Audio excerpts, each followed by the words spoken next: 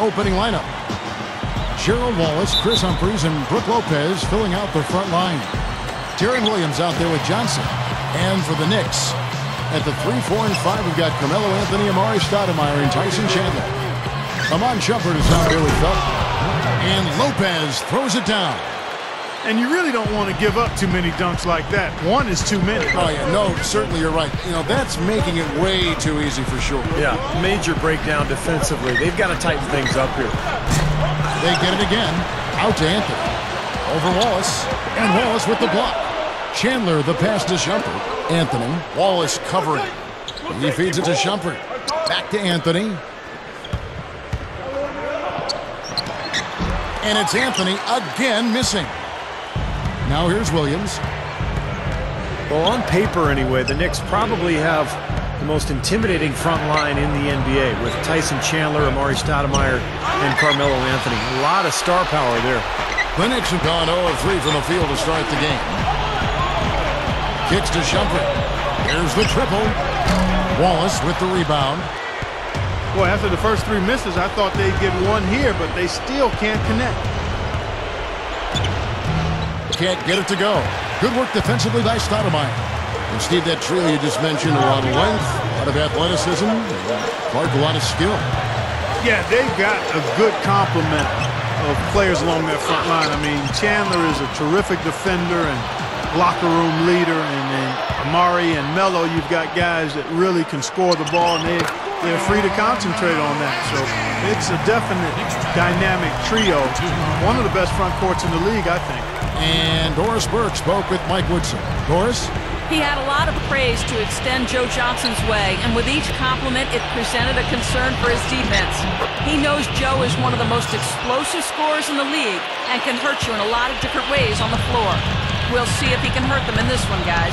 Thank you, Doris. Here's Felton following the basket by Brooke Lopez. Here's Anthony. Nice shot from 10 feet out. Well, Carmelo belongs in that group of guys who you say, you know, maybe he's the best scorer in the league. He's certainly close. He's right there with Kobe and Dwayne Wade, LeBron, for sure.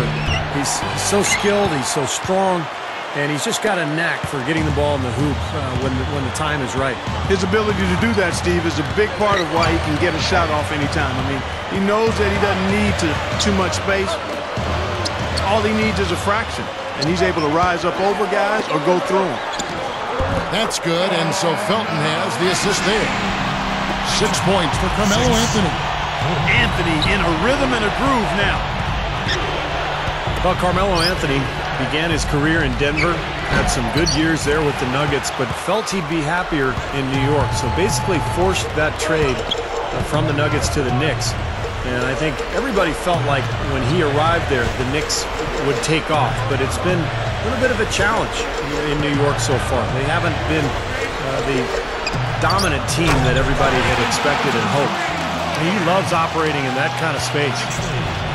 2 for 1 opportunity here if they want it. That's what I'd do. Make sure you get a couple of shots here to close this quarter. Johnson kicks to Lopez. He kicks it to Williams. And they get it, and he gets the jumper to drop.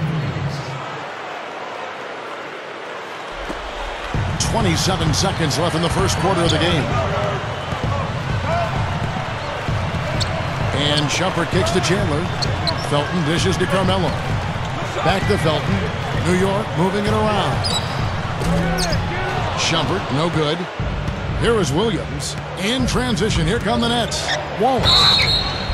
And a foul called on the shot. Got him on the way up that time, so he'll shoot 2 right here. Obvious foul. Yeah, he took a hit right there and earned those free throws. The Nets shooting their first free throws of the game. Well, pretty good numbers for this club a year ago, Kevin. 78% as a team from the free throw line. You know, Kevin, they would love to post a similar percentage again this season. I mean, I think that's safe to say they'd love to shoot free throws as well as they did a year ago. Wallace hits 2 free throws. 6 seconds left here in the first quarter. Kidd kicks to Smith. Over Brooks. That misses. Would have counted had it gone in.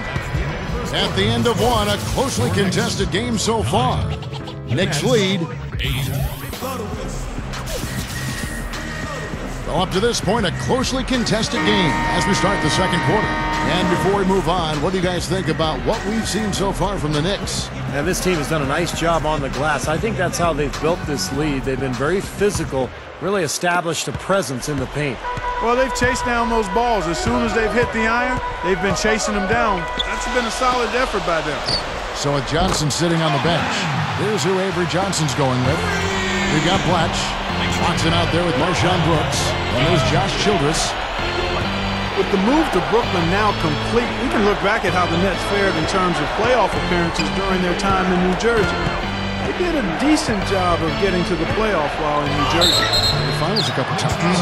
And it was hard, Steve, when the Nets were in the ABA. They won the 3 titles in 5 years, but the New Jersey version just didn't have that same success. Well, the best years for the Nets were probably when Jason Kidd was running the show back a few years ago. They made the finals in consecutive years. But now it's a chance to start new in Brooklyn, start something special. And they're going to bank on this new venue, new location to try to jumpstart their franchise.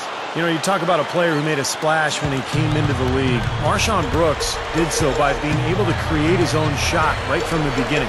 That's not easy for a young player to do, but he looked calm and collected from the first day he stepped onto the court in the NBA. True, and you know what? An inner confidence that shows when he drives to the rack. Marshawn isn't the widest guy, but he can take a foul, not be fazed by it, and finish for a three-point play. Pass to Johnson. Fires the 3. It's good. Great play by Williams to set it up. Johnson's got his first bucket of the game, and he's on the board for 3. Man, Darren Williams was really the big name in free agency this past offseason. Ended up coming down to the Nets or Dallas, and Dallas being his hometown. But ultimately, Williams decided to stay with the Nets and help get this team started off in their new venue in Brooklyn. And keeping us updated from the sideline, let's swing it over to Doris Burke for an update. Hi, Doris. Well, guys, Knicks coach Mike Woodson asked Amari Stoudemire to spend his summer working on developing his low post moves. Amari said, "It's actually great because I've never had a coach that asked me to work on my low post game. I've been a pick-and-roll player my whole career. Being able to shoot the ball from outside and also have a quick first step is an advantage for me. And now to apply some low post moves will even be that much better." Kevin, you have to love the arsenal. A scary thought. Thanks, Doris. And a smart move. I mean, if he loses some of his quickness, he can still use his strength on the low block. Here's Johnson. The shot misses. Excellent D there from Stoudemire. Thinking about Darren some more. You know, it's never easy to choose between staying where you are or playing in your hometown. The acquisition of Joe Johnson was a big factor in getting him to stay in Brooklyn. At least that's what I heard. The drive by Anthony. Gets it to go. Anthony's got 8 points. Boy, what a significant turnaround here in the second quarter after only making 40% from the field in the first. And a whole new group out on the floor right now for the Knicks. Brooklyn making some changes.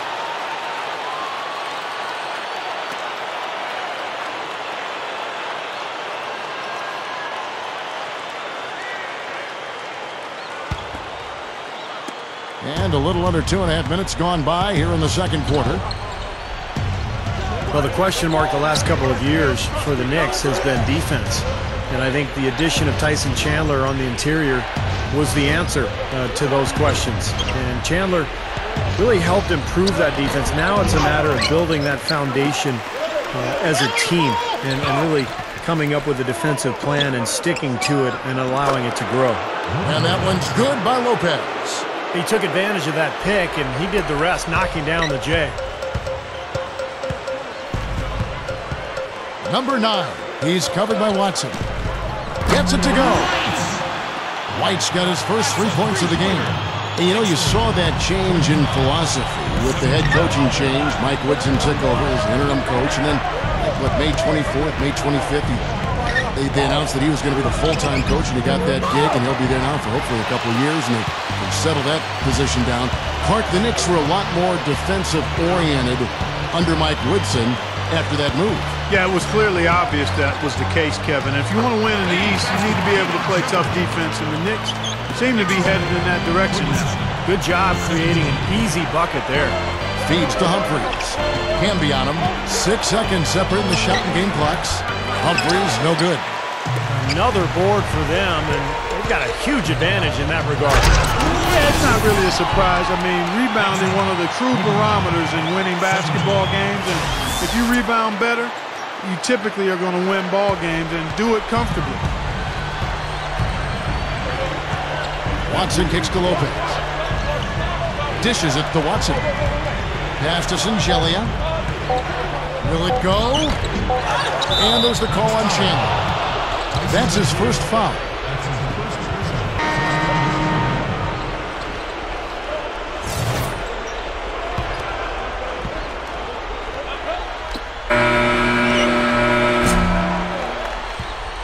And so we conclude the first half. Knicks out front, up by 12. Don't go anywhere, folks. We'll be back in just a moment. And now, brought to you by Sprint.